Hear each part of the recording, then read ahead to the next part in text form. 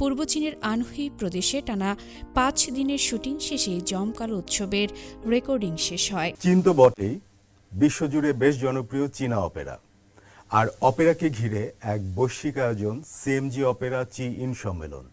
এর প্রথম সংস্করণের রেকর্ডিং শেষ হলো। সুশোভিত অঙ্গভঙ্গিতে শিল্পের বার্তা দেখতে হলে যেতে হবে পূর্ব চীনের আনহুই প্রদেশে। ঐতিহ্য আর আধুনিকতার মেলবন্ধনে বিশ্বজুড়ে চীনা অপেরাকে ছড়িয়ে দিতে পর্দা নামল সিএমজি অপেরা চীন সম্মেলনের প্রথম সংস্করণের রেকর্ডিংয়ের। গত শুক্রবার পূর্ব চীনের আনহুই প্রদেশে টানা ৫ দিনের শুটিং শেষে জমকালো উৎসবের রেকর্ডিং শেষ হয়। চায়না মিডিয়া গ্রুপ সিএমজি আয়োজিত এই উৎসবটি বিশ্বব্যাপী দর্শকদের, বিশেষ করে তরুণ প্রজন্মের কাছে শিল্প ও সংস্কৃতির এক শক্তিশালী বার্তা পৌঁছে দেবে। টেলিভিশন পর্দার জন্য তৈরি এই মেগা প্রজেক্টের চূড়ান্ত পর্বে চীনা অপেরার শতাধিক বৈচিত্র্যময় শৈলী ফুটিয়ে তোলা হয়েছে।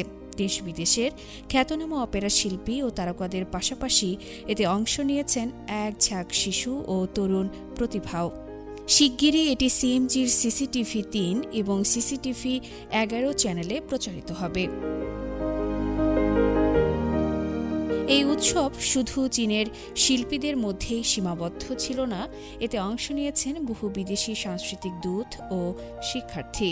ক্যামেরুনের চীন আফ্রিকা বিশেষ সাংস্কৃতিক বিনিময় দূত ফ্রান্সিস চিয়েগু আবেগ আপ্লুত হয়ে বলেন, আমি এই চীনা অপেরাকে মনে প্রাণে ভালোবাসি।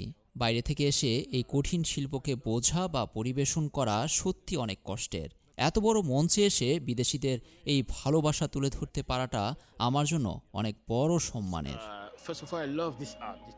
একইভাবে ইন্দোনেশিয়া থেকে এসে চীনে পড়াশোনা করা স্নাতকোত্তর শিক্ষার্থী নিনা দেবিনা জানান, এই মঞ্চে দাঁড়ানোর জন্য তিনি দিনরাত কঠোর পরিশ্রম ও অনুশীলন করেছেন। চীনা অপেরা আমাদের ঐতিহ্যবাহী সংস্কৃতির আয়না। এই কনফারেন্সের মূল লক্ষ্যই হলো এমন একটি প্ল্যাটফর্ম তৈরি করা, যার মাধ্যমে আজকের তরুণরা এই ঐতিহ্যকে সহজে বুঝতে পারে এবং একে বুকে ধারণ করে সামনে এগিয়ে নিয়ে যায়। একটা সময় ছিল যখন অপেরাকে ভাবা হতো পুরনো দিনের বিনোদন, কিন্তু সেই ধারণা এখন পুরোপুরি বদলে গেছে। আধুনিক পরিবেশনা শৈলী, সমসাময়িক গল্প এবং কৃত্রিম বুদ্ধিমত্তার মতো অত্যাধুনিক প্রযুক্তির ব্যবহারে এটি এখন তরুণদের কাছে দারুণ জনপ্রিয়। তার গান ও মঞ্চের সুশোভিত অঙ্গভঙ্গি দেখে আরও অনেক শিশু এই শিল্পকে ভালোবাসতে অনুপ্রাণিত হবে। পরিসংখ্যান বলছে ২০২৫ সালে চীনে ১৫ কোটিরও বেশি মানুষ অপেরা প্রদর্শনী উপভোগ করেছেন। অবাক করার মতো তথ্য হল, এর মধ্যে ৩৫ বছরের কম বয়সী তরুণ দর্শকের সংখ্যাই বেড়েছে সবচেয়ে বেশি। আফরিন মিম, সিএমজি বাংলা।